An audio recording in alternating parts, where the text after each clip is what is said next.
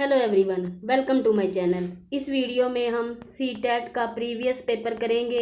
ये offline paper है। ये उन कैंडिडेट्स के लिए बहुत ही लाभदायक रहेगा जो 20 अगस्त 2023 के एग्ज़ाम में अपीयर होने वाले हैं। शुरू करते हैं इसके चाइल्ड डेवलपमेंट एंड पेडागोजी के पार्ट से। क्वेश्चन नंबर 1 देखते हैं। एक खेल क्रिया के दौरान चोट लगने पर रोहन रोने लगा। यह देखकर उसके पिता ने कहा, लड़कियों की तरह व्यवहार न करो, लड़के रोते नहीं हैं। पिता का यह कथन लैंगिक रूढ़िवादिताओं को दर्शाता है, लैंगिक रूढ़िवादिताओं को चुनौती देता है, लैंगिक भेदभाव को कम करता है, लैंगिक समानता को बढ़ावा देता है। इस क्वेश्चन का जो राइट आंसर है वो है ऑप्शन 1, लैंगिक रूढ़िवादिताओं को दर्शाता है। मैं जो ये क्वेश्चन पेपर आपके साथ शेयर कर रही हूँ वो भी द ऑफिशियल आंसर की के साथ शेयर कर रही हूँ। मेरे इस चैनल पर मैं जो भी क्वेश्चन पेपर अपलोड करती हूँ वो भी द ऑफिशियल आंसर की के साथ ही अपलोड करती हूँ।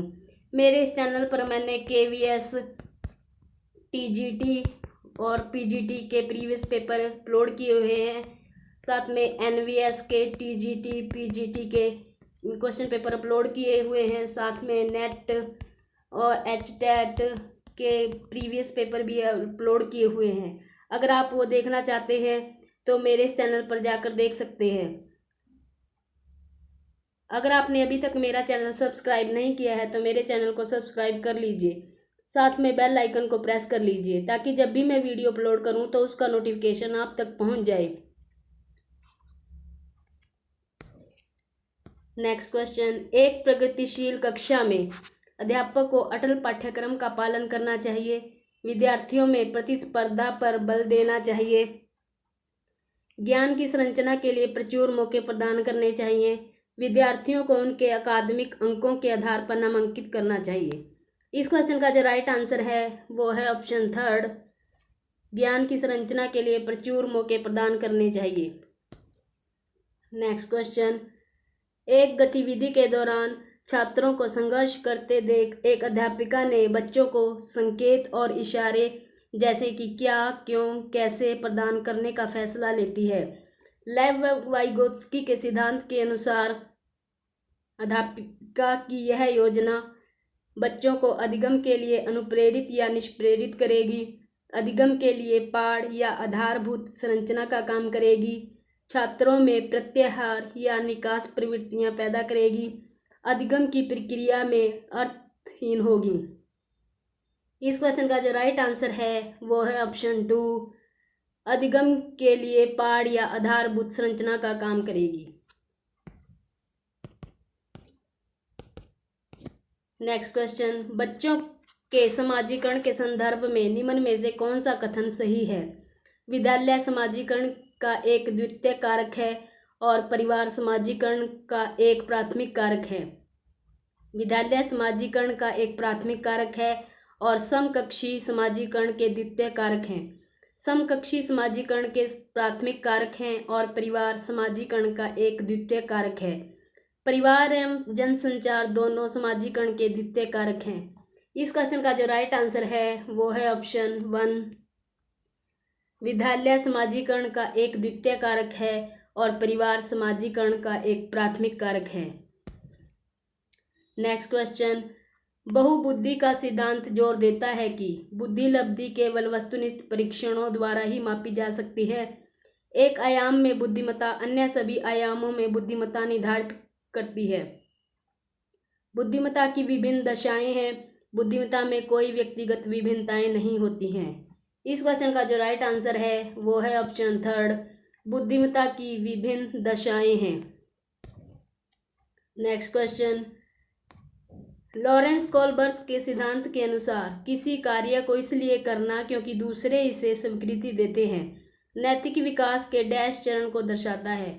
प्रथा पूर्व, प्रथागत, उत्तर प्रथागत, अमूर्त, संक्रियात्मक। इस क्वेश्चन का जो राइट आंसर है वो है ऑप्शन 2, प्रथागत। Next question. लेव वाइगोत्स्की का सामाजिक सांस्कृतिक परिप्रेक्ष्य अधिगम प्रक्रिया में डैश के महत्व पर जोर देता है। सांस्कृतिक उपकरणों, गुणारोपणों, अभिप्रेरणा, संतुलीकरण। इस क्वेश्चन का जो राइट आंसर है वो है ऑप्शन 1, सांस्कृतिक उपकरणों। नेक्स्ट क्वेश्चन, जीन पियाजे अपने संज्ञानात्मक विकास के सिद्धांत में संज्ञानात्मक संरचनाओं को डैश के रूप में वर्णित करते हैं।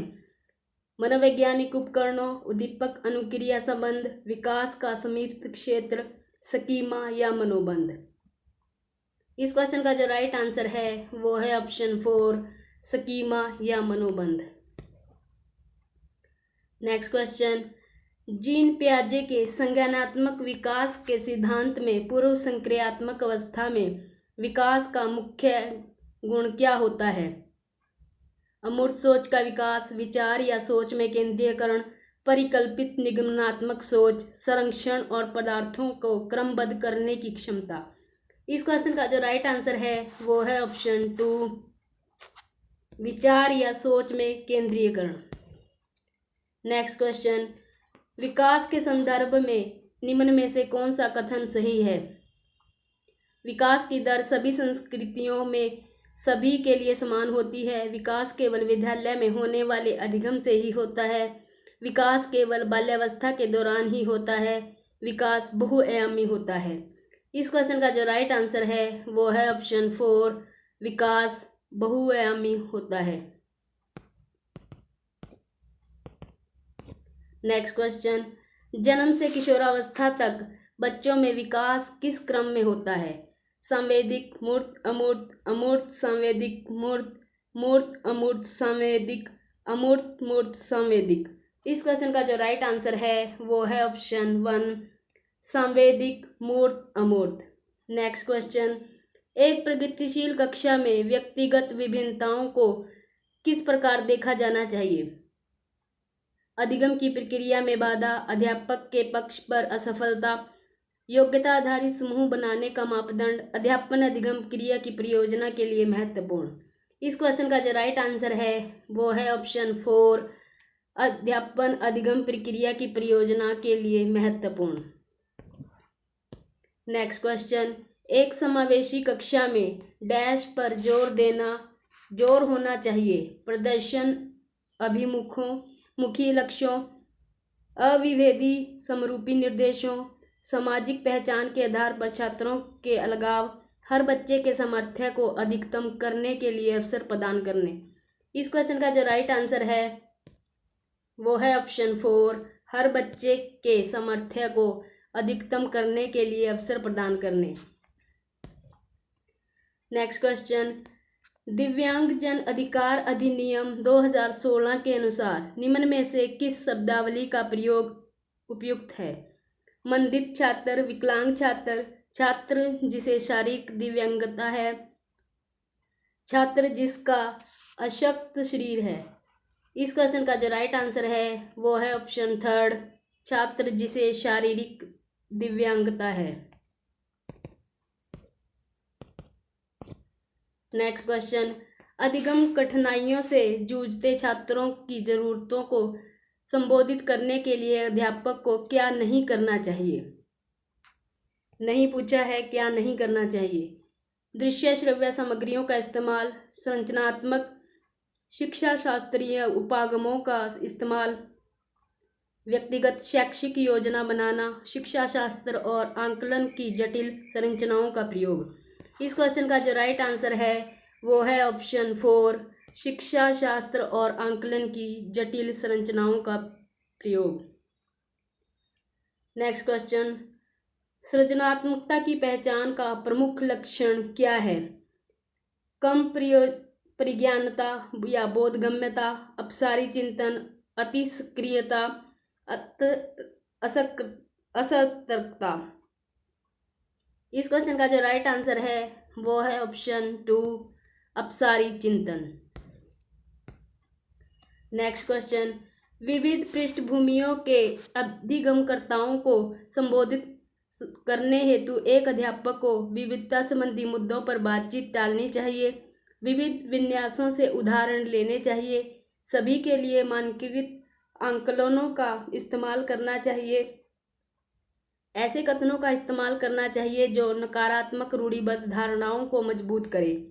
इस क्वेश्चन का जो राइट आंसर है वो है ऑप्शन टू विविध विन्यासों से उदाहरण लेने चाहिए। नेक्स्ट क्वेश्चन, समस्या समाधान क्षमताओं को किस प्रकार सुसाध्य किया जा सकता है? लगातार अभ्यास और कार्यान्वयन पर जोर देकर, समस्याओं के हल हेतु अटल प्रक्रिया के इस्तेमाल को बढ़ावा देकर, समरूपों के इस्तेमाल को बढ़ावा देकर, विद्यार्थियों में डर की भावना पैदा कर। इस क्वेश्चन का जो राइट आंसर है वो है ऑप्शन थर्ड, समरूपों के इस्तेमाल को बढ़ावा देकर। नेक्स्ट क्वेश्चन, अधिगम की अभिप्रेरणा को किस प्रकार कायम रखा जा सकता है? बच्चे को दंड देकर, प्रवीणताभिमुखी लक्ष्यों पर जोर देकर, बच्चों को बहुत आसान क्रियाकलाप देकर, यंत्रवत याद करने पर जोर देकर। इस क्वेश्चन का जो राइट आंसर है वो है ऑप्शन टू, प्रवीणताभिमुखी लक्ष्यों पर जोर देकर। नेक्स्ट क्वेश्चन, शर्मिंदगी का संज्ञान से कोई संबंध नहीं है का संज्ञान पर नकारात्मक प्रभाव पड़ सकता है, बच्चों को अधिगम हेतु अभिप्रेरित करने के लिए बहुत प्रभावशाली है, के भाव को अध्यापन अधिगम प्रक्रिया में बारंबार पैदा करना चाहिए। इस क्वेश्चन का जो राइट आंसर है वो है ऑप्शन टू, शर्मिंदगी का संज्ञान पर नकारात्मक प्रभाव पड़ सकता है। नेक्स्ट क्वेश्चन, निम्न में से अध्यापन अधिगम का सबसे प्रभावशाली माध्यम कौन सा है? विषय वस्तु को यंत्रवत याद करना, संकल्पनाओं के बीच संबंध खोजना, बिना विश्लेषण के अवलोकन करना, अनुकरण या नकल और दोहराना। इस क्वेश्चन का जो राइट आंसर है वो है ऑप्शन टू, संकल्पनाओं के बीच संबंध खोजना। नेक्स्ट क्वेश्चन, एक अध्यापिका को दिए गए किसी कार्यकलाप में छात्र की विभिन्न त्रुटियों को विश्लेषण करना चाहिए क्योंकि इसके आधार पर वह दंड की मात्रा निर्धारित कर सकती है। त्रुटियों की समझ अध्यापन अधिगम प्रक्रिया के लिए अर्थपूर्ण है। इसके आधार पर वह ज़्यादा त्रुटियां करने वाले छात्रों को दूसरे छात्रों से अलग कर सकती है। अधिगम केवल त्रुटियों के शोधन पर निर्भर है। इस क्वेश्चन का जो राइट आंसर है वो है ऑप्शन टू, त्रुटियों की समझ अध्यापन अधिगम प्रक्रिया के लिए अर्थपूर्ण है। नेक्स्ट क्वेश्चन,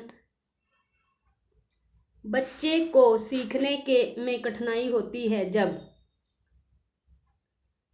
सूचना अलग अलग टुकड़ों में प्रस्तुत की जाए।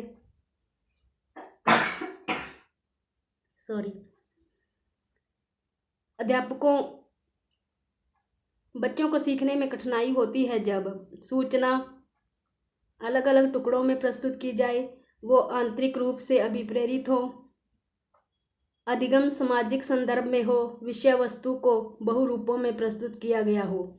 इस क्वेश्चन का जो राइट आंसर है वो है ऑप्शन वन, सूचना अलग अलग टुकड़ों में प्रस्तुत की जाए।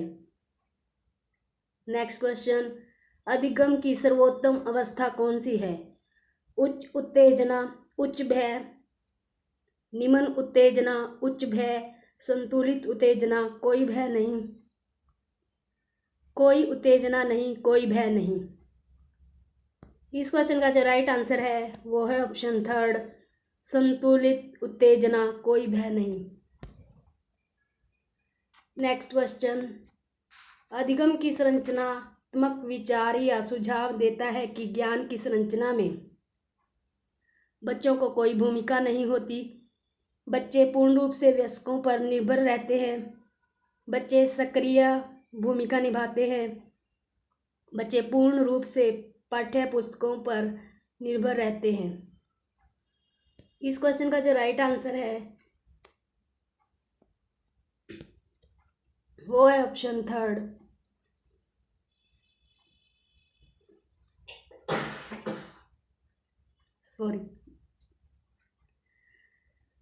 नेक्स्ट क्वेश्चन,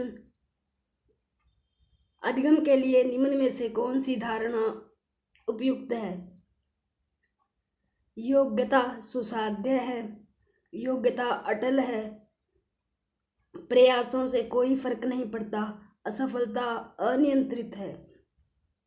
इस क्वेश्चन का जो राइट आंसर है योग्यता सुसाध्य है। नेक्स्ट क्वेश्चन,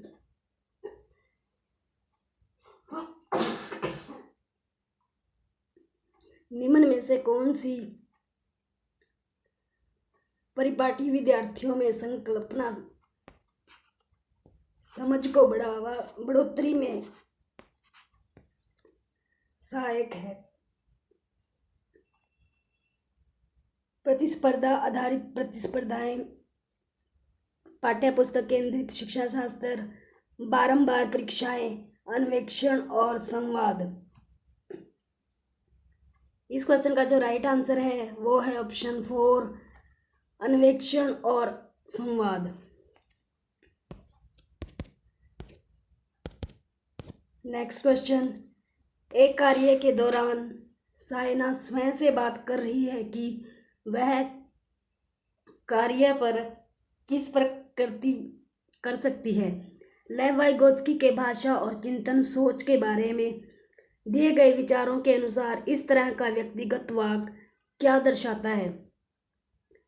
संज्ञानात्मक अपरिपक्वता, स्वयं नियमन, आत्म केंद्रिता, मनोवैज्ञानिक विकार। इस क्वेश्चन का जो राइट आंसर है वो है ऑप्शन 2, स्वयं नियमन।